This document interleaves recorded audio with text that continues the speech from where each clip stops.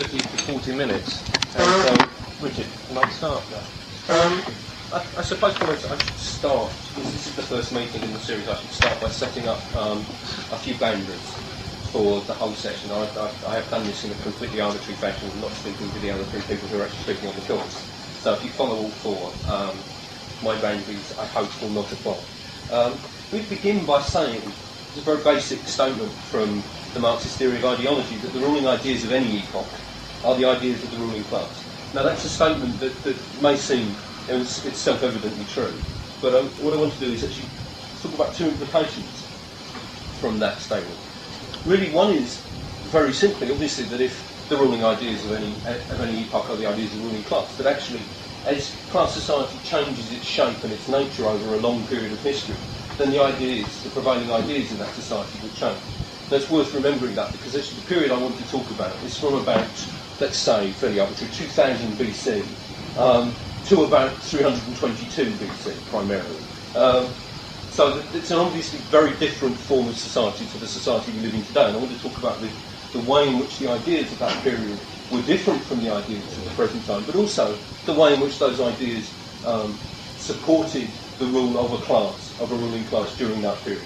The second obvious implication of that statement is that there is a struggle going on at the level of ideas. It's not just that the ruling class rule and there are no ideas that fight against their ideas, but there's a struggle going on at the level of ideas in the world, just as there is a struggle going on at the level of material reality. And I don't want to separate this on, and obviously I just did separate those two things from each other. Hang on a minute. Would you like to move up towards that? Sorry.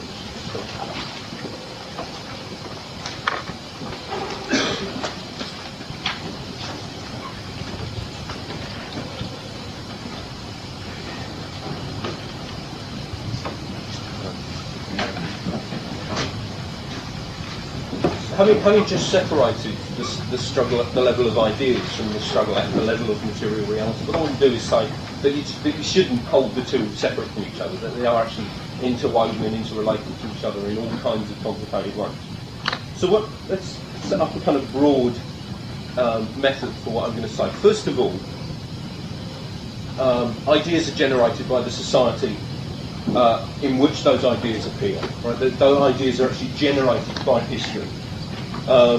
And they're generated in a struggle, so that on the one hand you have a ruling class generating a particular set of ideas to perpetuate their rule, and on the other hand you have a set of much less obvious ideas generated by the working class, the peasants and the slaves, in contradiction to those ideas. But those ideas are generated by the society that they come out of. Secondly, that obviously history is the history of class struggles, so we're talking about the class struggle at the level of ideas when we talk about philosophy. And second of all, that there is a relationship, there's an obvious and clear relationship between social formations and the ideas of the world that they appear in. Let's take one example. During the bourgeois revolution in the 18th century, the bourgeoisie generated the idea of natural equality of human beings. Primarily because they wanted to create a meritocratic society that actually said, if you had the capacity to achieve, then you should be allowed to fulfil that capacity no matter where in society you come from. Right? So in order to do that, you have to sweep away a whole set of ideas about natural rights and natural inequalities in society. Right? So that they actually generate that idea of natural human equality. In ancient Greece, the idea about natural equality never existed. And I'll come back and talk about the very different set of ideas that the ruling class in Greece generated to support their rule. And last of all, that those ideas can actually change. The nature of those ideas can change over a long period. Obviously, that in the 18th century, the idea of human equality was a revolutionary idea for the bourgeoisie. What we have to say today is that idea of natural human equality is in some ways a reactionary idea, because it's used as a way of disguising social inequalities. If you're a member of the working class, it's because you haven't fulfilled your natural capacity. You've been a lazy person, and that actually disguises the whole existence of real social inequalities in the society we live in today. So the nature of that idea has changed over a historical period. The last two more points really before I start. One is that there is not a simple and obvious one-to-one relationship between a social formation and the ideas produced in that social formation. You can't say, you know, let's look at this society and these are the kind of ideas that that society will necessarily produce. And equally well, you can't look at the ideas of the society and say, because these are the kind of ideas that society is producing, this is the kind of society it was. There is a relationship between the two, and I'll try and explain the kind of relationships that there were between the means of production in ancient Greece and the ideas that the ancient Greeks generated. But it's not a simple one-to-one relationship. And last of all, and I suppose this is an idea that's going to run all the way through a course on philosophy and history, is that there's an irreconcilable division between, on the one hand, idealism and on the other hand, materialism. Let's very simply, I just want very quickly to explain the difference between the two. Materialism really just says the material world exists, right? Prior to any thought we have about it, the material world is there, it exists. Now we can affect it in all kinds of ways by our ideas and the kind of practices we develop through our ideas, but that material world is there before our ideas. Idealism, on the other hand, says our ideas are there before, or an idea was there before material reality.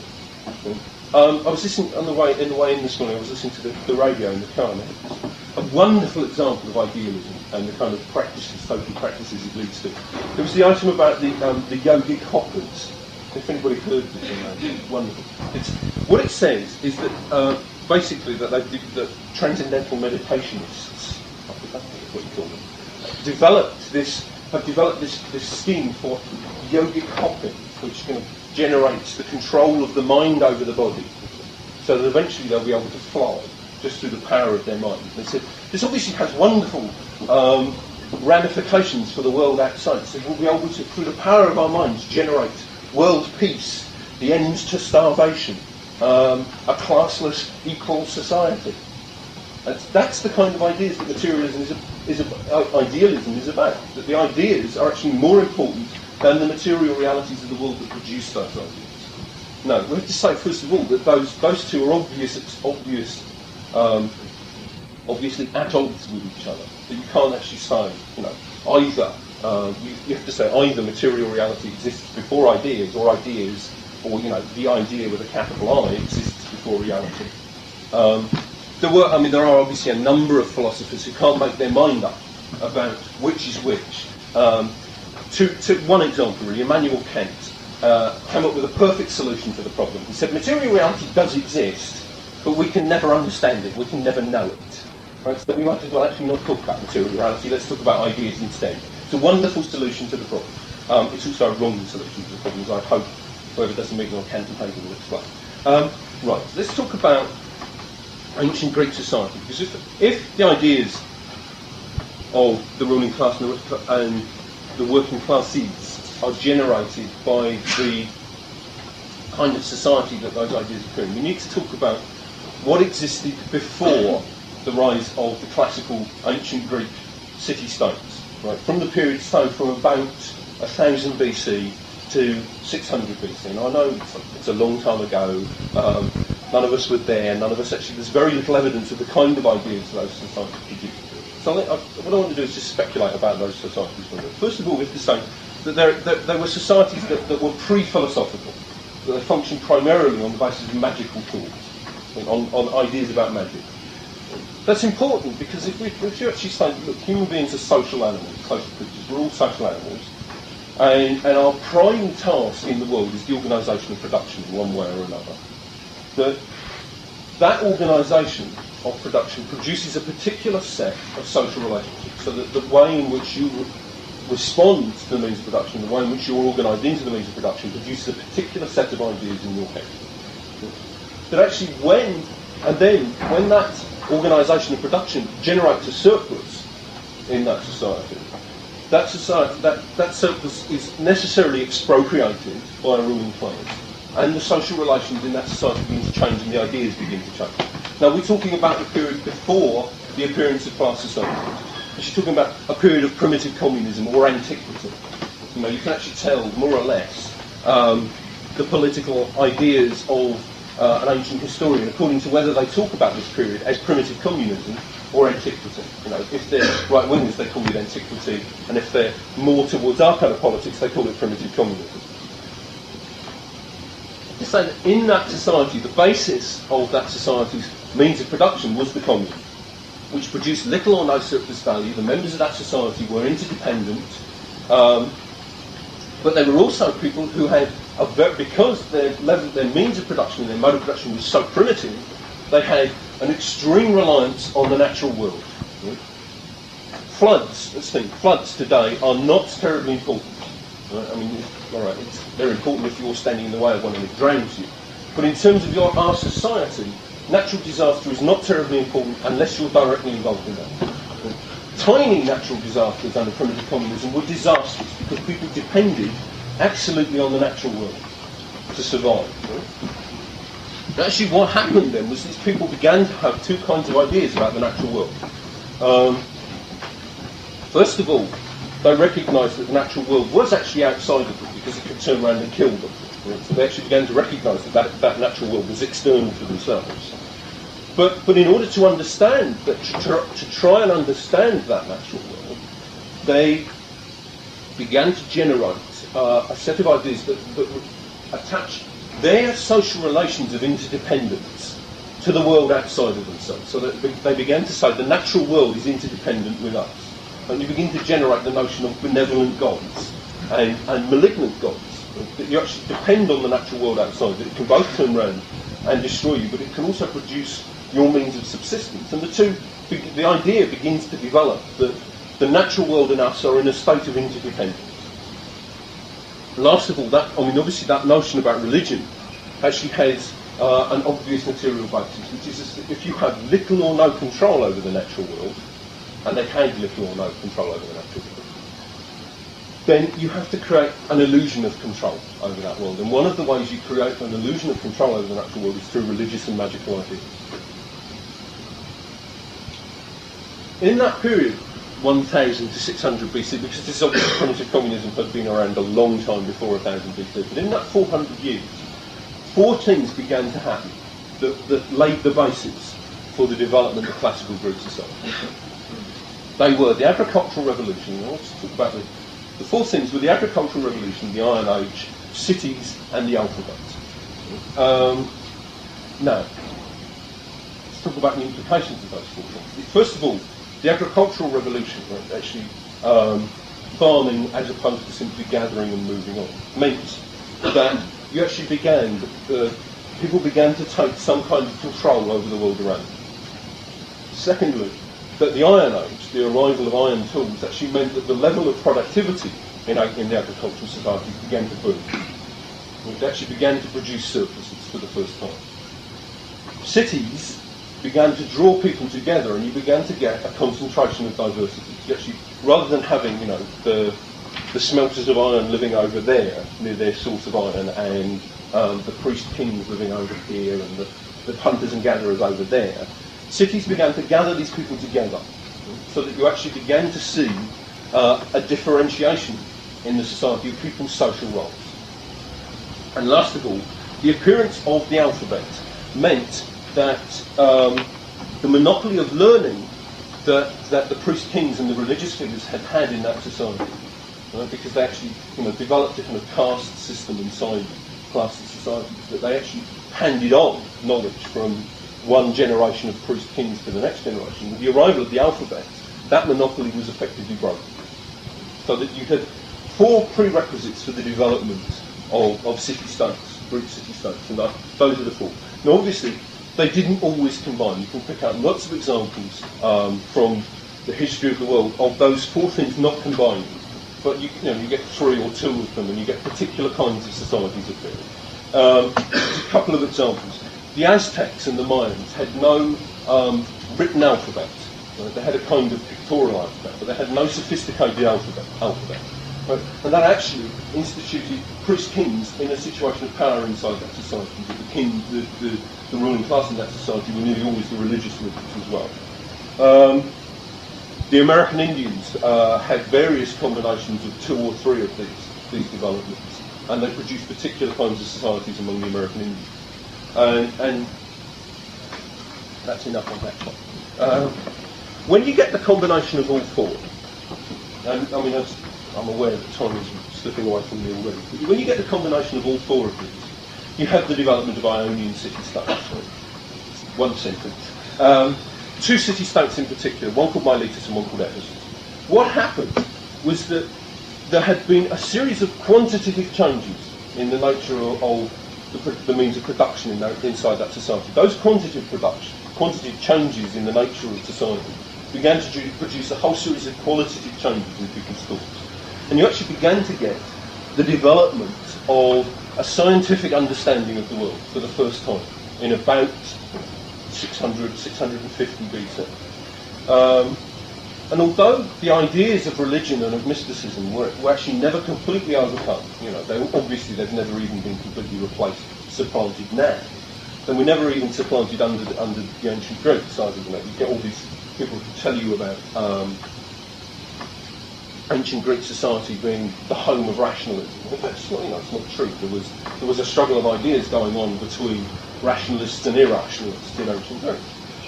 Although those ideas of religion and mysticism had never been completely supplanted, they actually began to be challenged by ideas about the scientific explanation of the world. In that period, from about 600 to 450 BC, what those ideas meant, what really those ideas were, was you had a very close proximity of science and philosophy. People actually began to use ideas to come up with a kind of scientific explanation of the world. So that actually meant that people began to develop a materialist way of thinking about the world.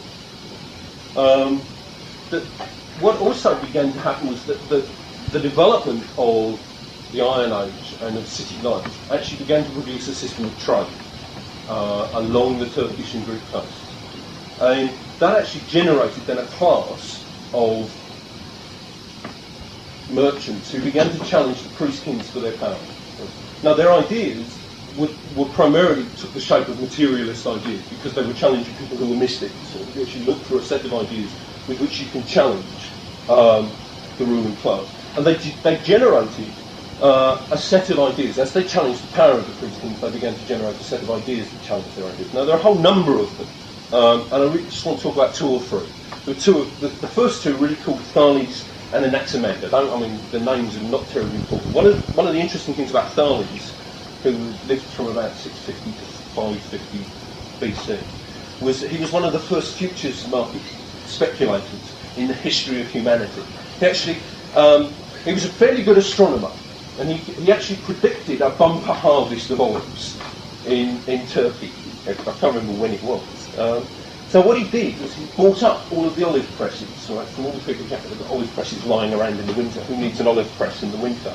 Thales bought them all up, right, on the basis of astronomical prediction.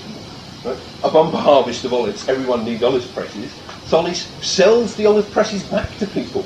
And it's extraordinary, for the first time you have somebody speculating on the futures markets.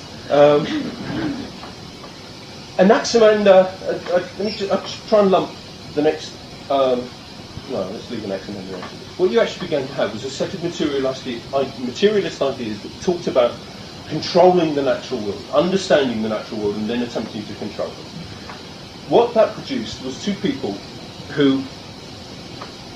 called Democritus and Epicurus, who actually began to argue that you could move beyond simply your perceptions of the world, your sense perceptions of the world, and develop a theory about that world. Now, these 2 are probably only famous for that idea and for the fact that they were the subject of Karl Marx's PhD.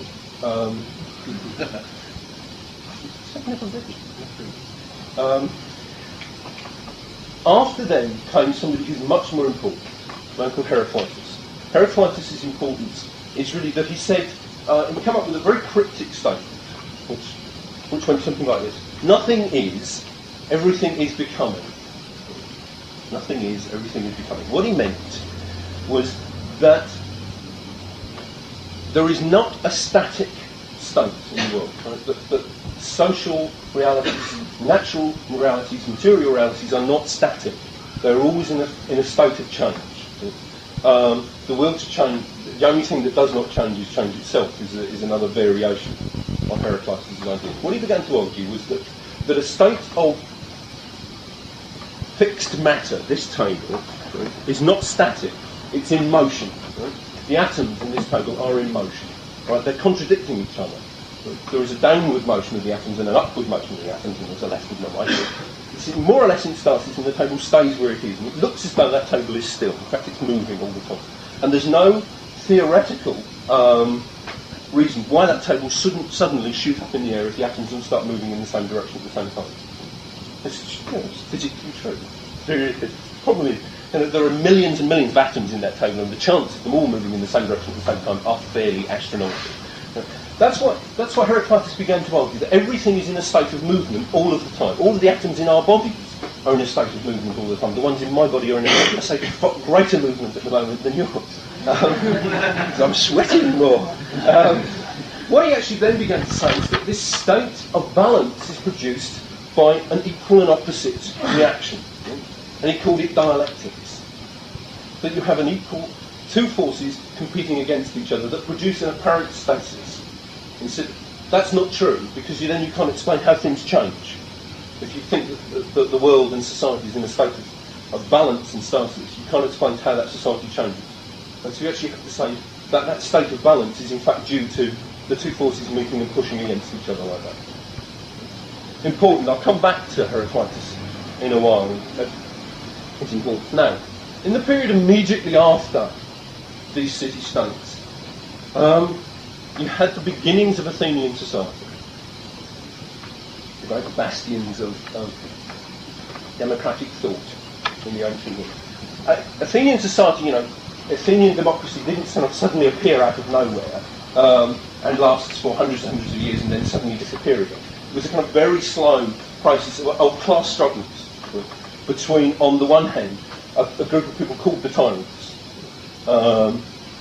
demagogic leaders who took control of city-states, were then supplanted by a different class inside those societies who instituted a kind of democracy.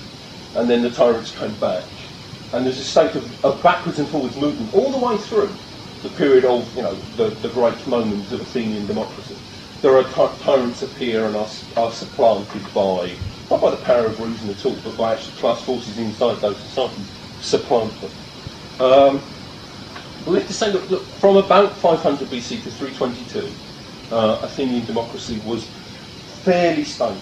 In 322, the Spartans arrived and smashed it, put in an imperial governor into Athens, and Athenian democracy came to an end then.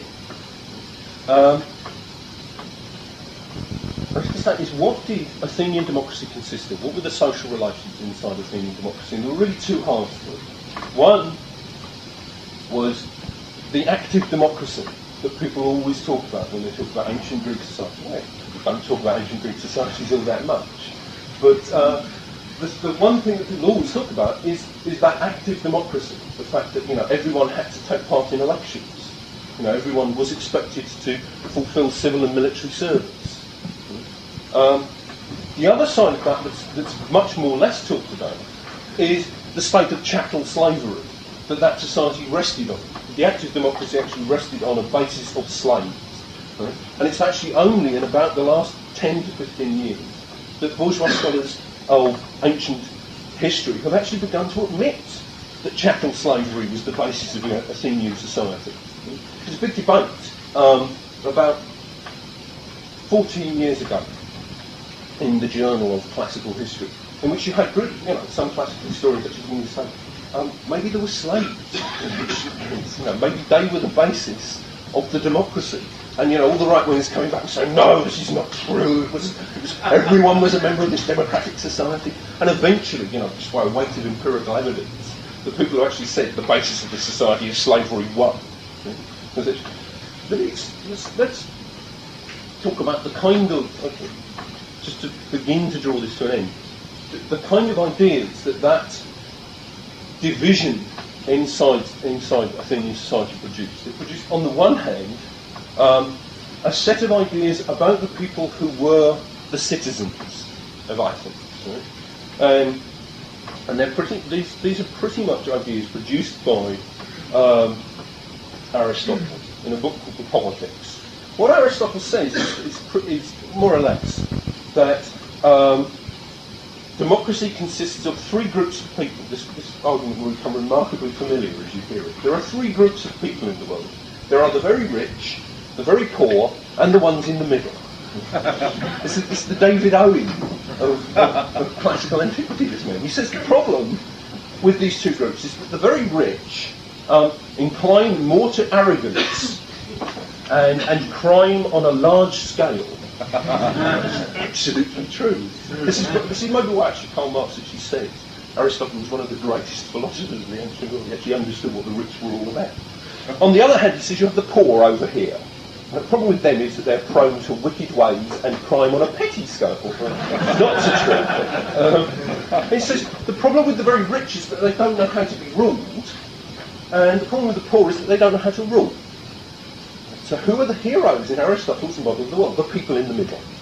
They can control the extremes, because if either extreme takes over, you'll either have an extreme tyranny or an extreme democracy. What you need is the people in the middle to control the two extremes. Social democracy in action. And one interesting thing, though, he said, was that it's very interesting. You can situate Aristotle's class interests fairly accurately, because he then follows this with a statement that says, whoever rules, whether it's the very rich or the very poor, they will rule in their own interests. Right? One up to Aristotle. So you can actually say that Aristotle's interests were in the people in the middle ruling. You can say pretty much Aristotle was one of the people in the middle, because his own ideas apply to himself, sure. Right, so he then goes on after that, though, to sophisticate that model a bit more. He says, begins to talk about political stability in the society and say, you have to give the very poor. And he's not talking about slaves now, he's talking about citizens. You have to give the very poor basic political rights so that you don't alienate them from the society. You have to let them vote in elections. Tell them, that you're part of the Athenian democracy. On the other hand, though, this will create a situation where obviously there are more poor citizens than there are rich citizens, and the poor citizens will vote to get rid of the rich citizens, get rid of them. So the situation we have to do is give the very rich more votes than the very poor. So that the rich have more votes in Aristotle's model than the poor, despite the fact, this is all a democracy. Now, he then goes on, right, so that you have, that's the model, from the slaves upwards. And it's some kind of class society even from the slaves upwards. Let's talk about the slaves. First of all, I think we have to explain why there were slaves in ancient Greek society. Because it's an argument, about why are there slaves under capitalism. It's a different argument about slaves in the ancient world. Just say, look, although Athenian democracy was an enormous step forward in terms of the human beings' control over the natural world and the means of production boomed under ancient Greek society, that it's also at an incredibly low level. That society produced a surplus at an incredibly low level. There's 4 examples, really, of the kind of low level of production in that society. There was no use of wind power in ancient Greek society. Your primitive technology, one of the 2 things you can use to increase your level of productivity is wind or water. There's no evidence of windmills or water mills in ancient Greek society. Water mills began to appear about 100 AD. Windmills didn't really begin to appear until about the 13th century. So you don't have access to those 2 fairly primitive forms of technology. They didn't systematically use animals as beasts of burden. Used human beings as beasts of burden. And last of all, there were no wheelbarrows. It's a subject of much interest in that there are no wheelbarrows. Look at all these drawings and paintings in the British Museum of ancient Greek societies. There are no wheelbarrows. Which is amazing, because at the same time, or even 1,000 years before, there were wheelbarrows in China. All of those things really combine to produce a society in which there's an incredibly low level of production. And in that situation, what you have to do, quite obviously, is you have to introduce the highest possible degree of exploitation. of the slaves. Right? How do you do that? Well, slavery is the quickest and best way of doing that, of boosting people's level of exploitation. Right? Turn them into slaves. You force them into labour, work them to death. Right? Now you have, obviously, that the Greeks have access to an almost unlimited supply of Greeks from elsewhere, other than the city-states. So you actually go out, take people prisoner, bring them back, turn them into slaves, work them to death, go out and get some more. It's a very efficient system of exploitation in some ways. That produces, on the one hand, a political theory of slavery, and it produces a whole set of philosophical ideas about slavery. What you need to do, of course, if you have people in a state of forced labour and in a state of chattel slavery, have some means of controlling them, physically controlling them, first of all. That's what I mean. Ruling classes rule through physical terror and ideological means. Right? So you have to have a mechanism of physical terror. I just want to give you 3 or 4 examples of the kind of physical terror that the ancient Greek ruling class used against their slaves. The Spartans had a fairly neat solution to the problem. They said, slaves will now, when we take them into ownership, we declare war on them. It means that we can kill them whenever we like. We don't actually have, it's a bad thing in Spartan society to kill somebody without declaring war on them.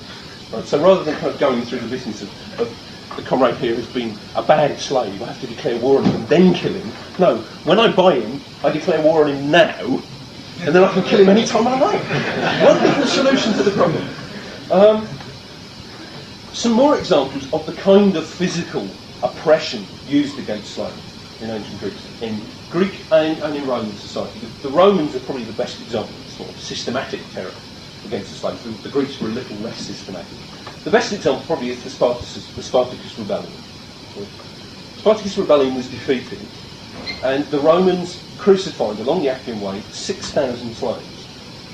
Fairly drastic solution to the problem. That's not, though, an unusual solution in terms of Roman society at all. There are several examples of slaves killing their masters, and you can understand why. What they did was they didn't kill that slave for killing his master or her master. They killed all of that person's slaves when the master was assassinated, right, or murdered. No matter why that person had been killed, right, all of the slaves were killed. So there were 400 slaves taken out and slaughtered, 350 slaves taken out and slaughtered. Why? It's pretty obvious that if one slave kills somebody and gets away with it, they get killed, but the idea of killing masters is still around among a small group of slaves. Right, so how do you stamp that idea out? You kill the whole lot of them. Again, it's a kind of simple, brutal solution to the problem. That's the physical oppression. That's the kind of physical side of the oppression of slaves. The ideological side is a little more complicated. It goes in 2 stages, really. First of all, you have to establish who are the slaves and who aren't the slaves. Right, so you introduce a simple, straightforward division in the world, us and them. Us, the ancient Greeks, the Hellenes, and everyone else, the barbarians out there. Now, we have to say, look, first of all, that's different from racism. And it's important to remember that people argue, that racism exists in ancient classical society. The idea of there being a difference between the Hellenes and the barbarians is different from racism. Now, why? Because that difference is not based on racial differences. It's based on a whole number of, say, social reasons, that these people speak a different language from us. It sounds guttural. If they learn Greek, they can become Hellenes. There's no barrier between being part of Hellenic society and being part of barbarian society. You can cross the barrier, so that there's no racial division between the two. They talk about a whole series of geographical reasons for people being barbarians. They live in the north, it's cold, it rains a lot, they're barbarians. But if they come and live down here in the south of Greece, they can become civilised Hellenic people. So that it's different from racism. It's not an idea that says, because somebody's race, it's an idea that says that people's race determines. It's different from the idea that says that people's race determines their place in society forever and ever. Now, Aristotle says more interesting things about slaves. First of all, he says that, I should skip through Aristotle quite quickly, slavery and mastery You know, you have masters and slaves. You can't have one without the other. It's a natural state of affairs. Look at the world outside. He says you can see it. You have, first of all, and this is the beginnings of idealism. You have a division in the human being between the mind and the body. The mind rules the body. Tame animals are better than wild animals. Men are better than women. It's a natural state of affairs, Aristotle says. Now, there are all kinds of obvious ways of pulling that to pieces. But he sets that up as the beginning. Slavery is a natural state of affairs in the world. Therefore, there's no reason why we shouldn't have slaves. It's not against the laws of nature. Furthermore, he goes on to say, what are slaves? Slaves are living tools. Simple, straightforward solution to the problem. You need tools in order to control the natural world. You need slaves in order to keep the level of production up. How do you solve the problem? You turn slaves into living tools. He then goes on, interestingly, because he then has to confront the problem of the difference between natural slavery and legal slavery. You know, when you actually go out and capture people and turn them into slaves, how do you know that you're not breaking a natural law about capturing rulers from another society and turning them into slaves? It's a problem they have to deal with quite a lot, given things like the Peloponnesian Wars. You know, they're going out and attacking people quite a lot and taking them prison. Simple solution, he says. Slavery by conquest is different to natural slavery. Because, lovely quotation, it's the only time I'm going to quote Aristotle all day. One cannot use the term slave properly of one who is undeserving of being a slave. Otherwise, we should find among our slaves and the descendants of our slaves men and women of the noblest birth, should any of them be captured and sold. So we can't call them slaves, so we won't. So that there is a difference between legal slavery and natural slavery. He then goes on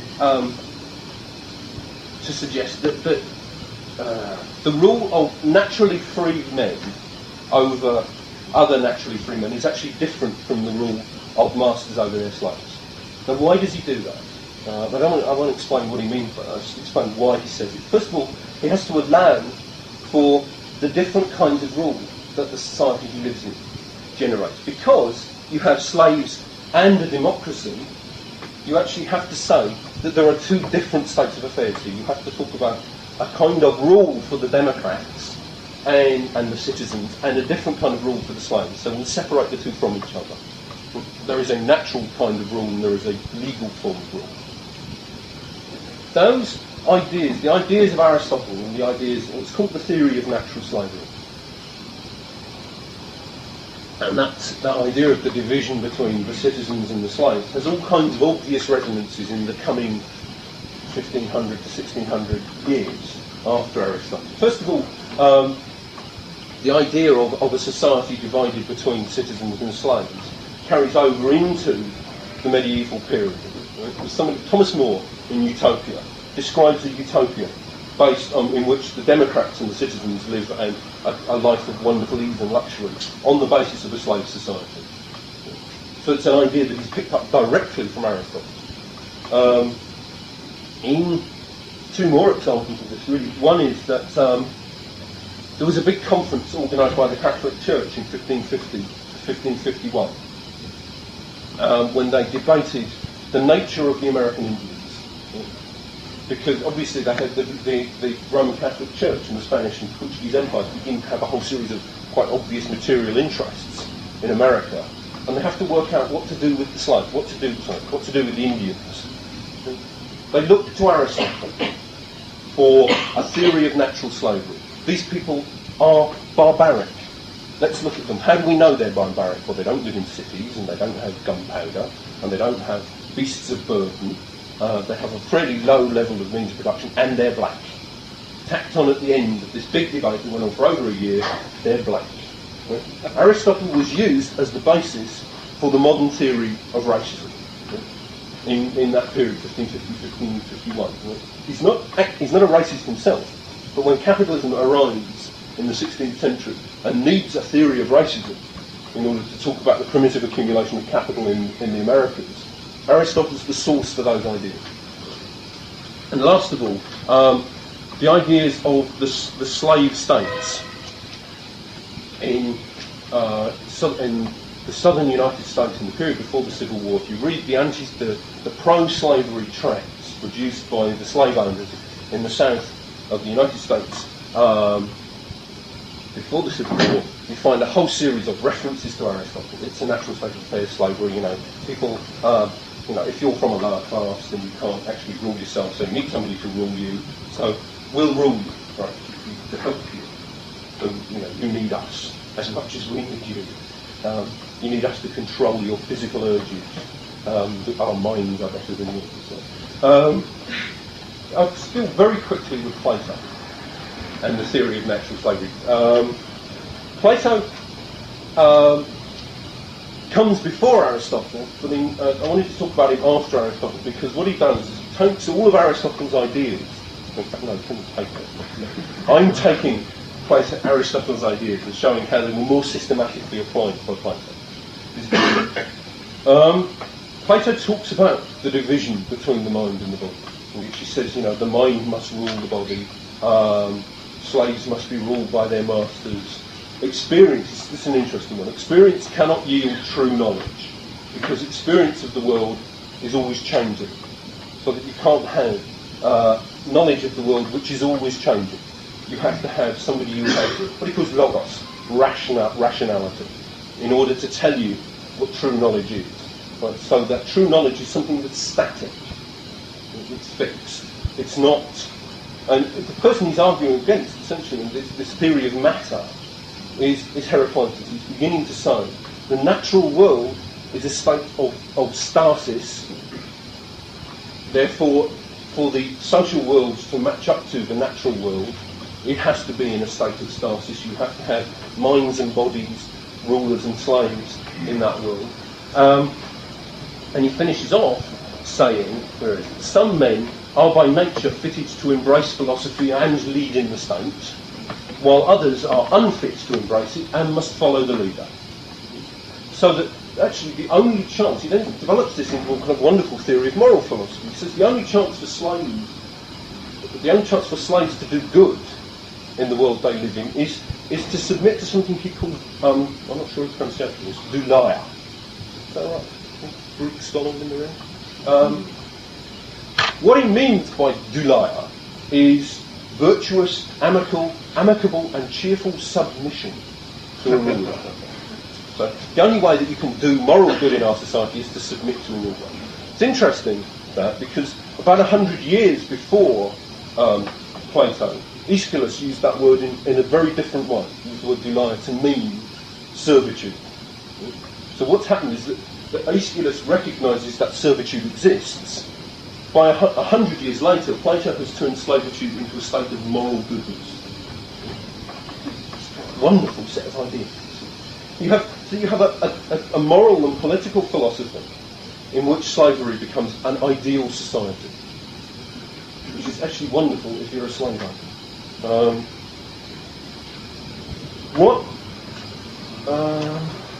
I should stop there, I suppose. Yes, I'll stop. Yes, that was somewhere to stop. Is that you actually do have this kind of moral, political philosophy based attached to a theory of nature, which actually ends up by saying slavery is the ideal world to live in.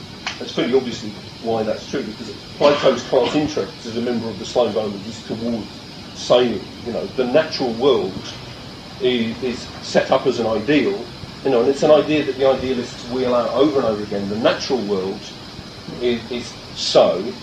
In order for our societies to accord to that natural world, we have to have a theory that accords to theories of matter. Matter is static, fixed, and hierarchically organised. Therefore, our society must be static, fixed, and hierarchically organised. Wonderful idea.